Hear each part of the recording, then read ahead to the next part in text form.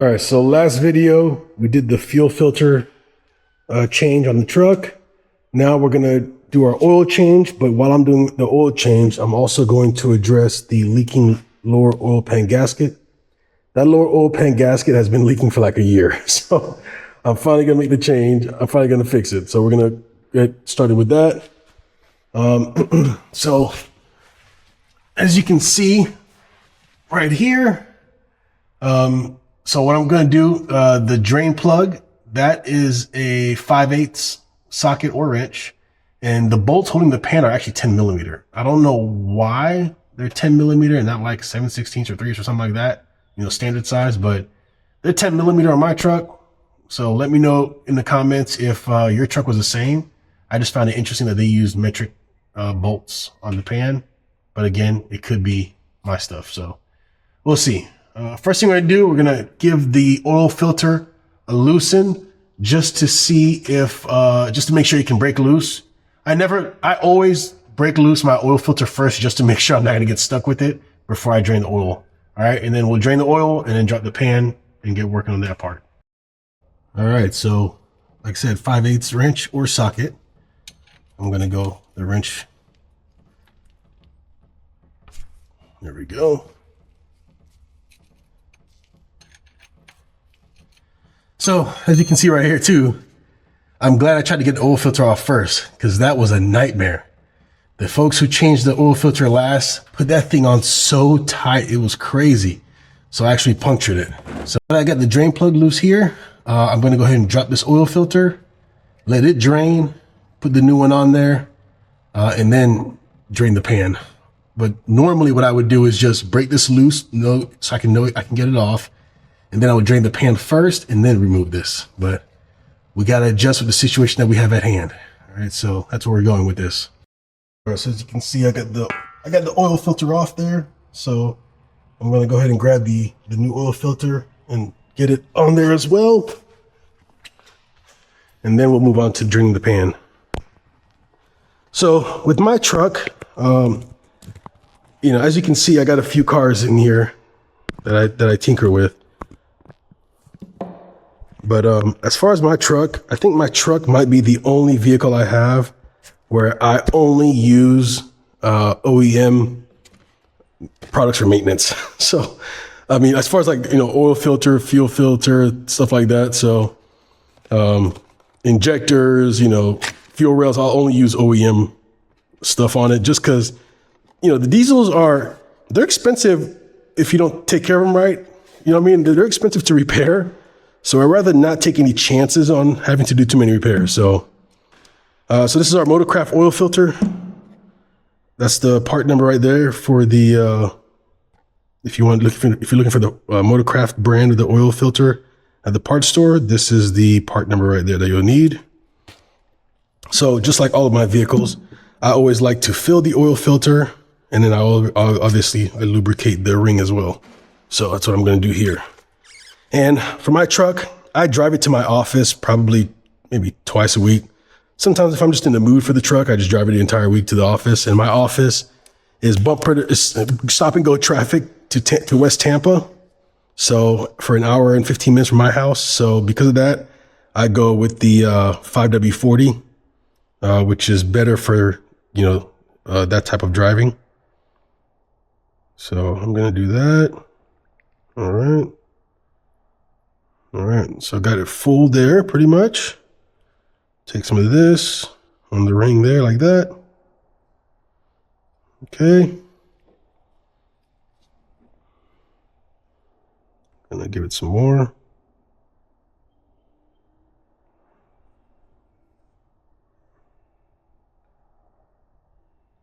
There we go.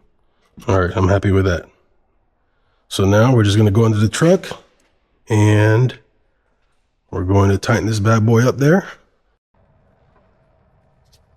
I left my rag, but I'll go get it real quick. So I got to do this. Oop. There we go. Oh, look. Come on. Get on there.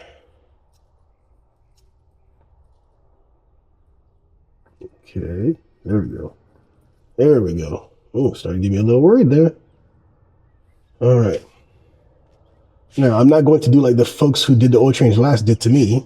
Get a rag, wipe it down, and then we'll leave it there. And we're going to drain the pan.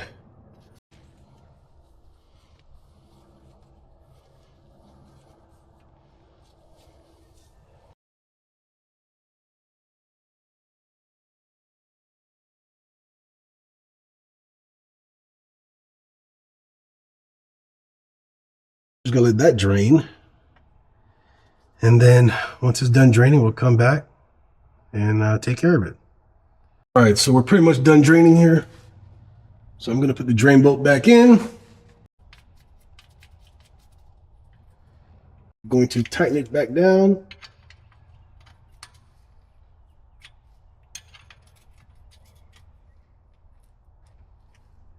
Okay, next we're gonna remove the bolts here. So we've got 1, 2, 3, 4, 5, 6, 7, 8, 9, 10, 11, 12, 13, 14. We got 15 bolts on the bottom of this pan. So this pan gasket is the only one that was leaking on me. And everywhere I took it to get it changed, they said, no, we won't change it unless we do a full reseal on the truck, which is, you know, like 7, 8 grand for a full complete reseal job. So I don't need a reseal job. Just the person who owned the truck before me didn't change the PCV valve like they're supposed to. It got clogged, forcing crankcase pressure to build up and blow out this bottom seal here. So that's why I'm changing it. But I've replaced the valve and done all the maintenance on the truck like it's supposed to have. So we should be good now. So I don't want to do a complete reseal and spend 8 grand. So the gasket for this pan cost me $34 at O'Reilly's. So I've got that, and that's why I'm going to do the job.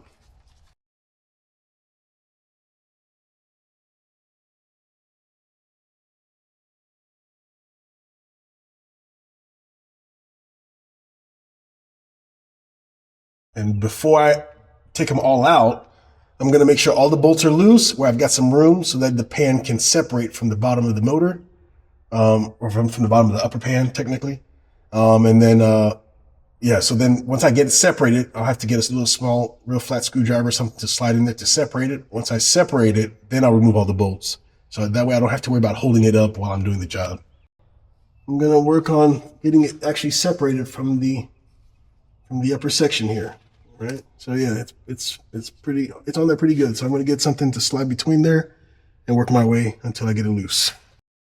So for the next part, you do it how you want. I'm just telling you how I'm doing it. So I've got this tool here. It's a little hook you can see right there. So I take this, I like to kind of rake it around the edges to kind of break it loose, any buildup, or, you know, if they used silicone, whoever had it last for whatever reason, I can scrape that out of the way here, right? Kind of give me a clean opening to kind of try to get stuff in between to separate. All right, so I do that there. And I got this really short flathead screwdriver that I use, that I like to try to get it in there with, since it's real small. I'm not gonna bend up the pan too much, right? So do that. And basically what I'm gonna do is put it in here, just like that, see? And then now I'm just gonna tap it and walk it down the whole back of the pan here. Yeah, I'm just gonna walk it all the way down this whole way. And then once I get this back side done and this side done, it'll pretty much separate enough to where I can kind of pull it down with my fingers. I've gone down, I walked the edge down here, I walked the outer edge down here. So I've pretty much got it where I've got it separated quite a bit. So now I'm gonna use another small screwdriver. You can see how small that is there. And I'm gonna just kind of pry like that. You see, I got the gasket separated. So now I can get my fingers kind of on the edges here.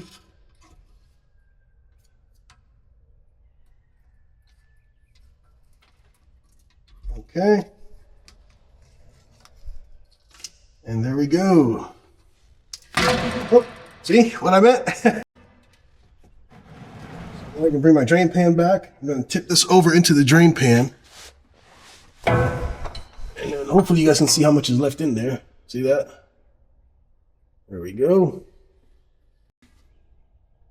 All right, so now I've got the pan off. What I now have to do before I put the new gasket on is I got to clean this surface up over here. Get all that old gasket maker off. All right, so we're gonna work on that, and I gotta do the same thing on the pan itself. Get all that off. I think I'm gonna go ahead and tackle this one first, and then I'll do the pan after. I'm gonna get a razor blade. I'm gonna clean these edges off. Like I said, I'm just gonna start scraping this stuff off.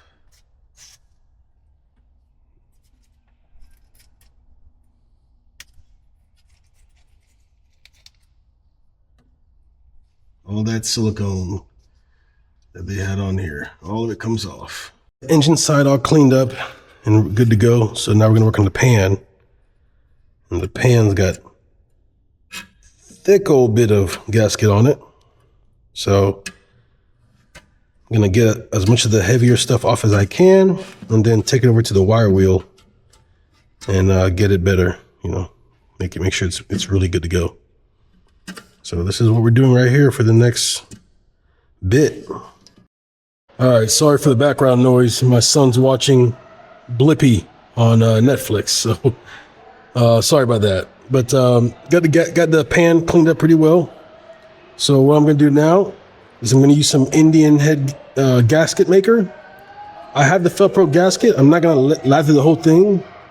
I'm gonna focus on the corners.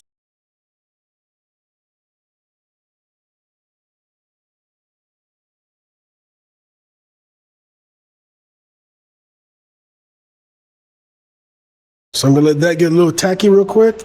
And now I'm gonna do the motor side. All the corners tacked up with the Indian head gasket maker right there. So what I'm gonna do now, I'm gonna take my pan. I cleaned all this, brake cleaner, made it all nice and clean. I'm gonna take my pan and get it snugged up against there. I'm gonna start off with bolts in the corners just to hold the pan in place, then I'll start putting the other ones in.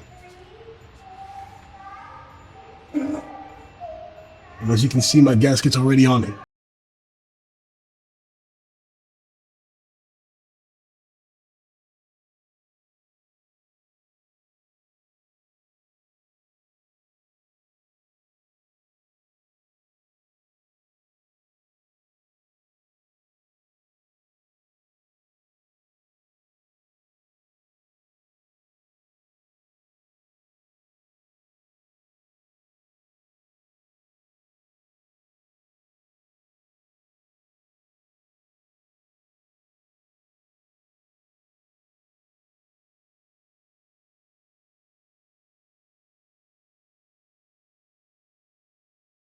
I'm gonna go ahead and start snugging them up. Again, cross pattern. I'll go back by hand with a ratchet and tie them down.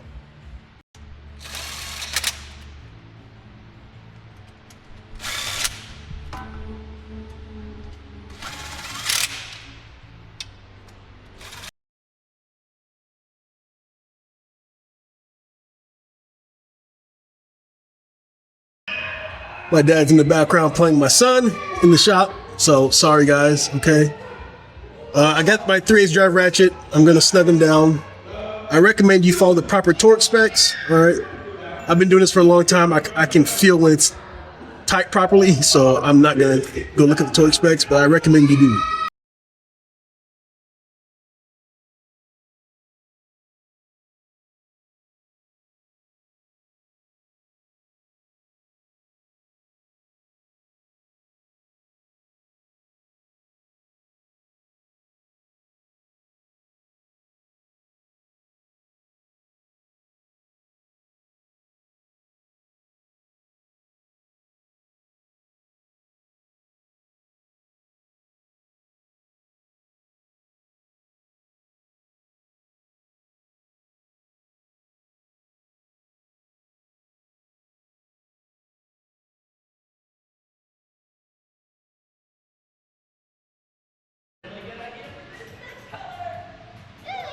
Yeah, so that's what's going on right now.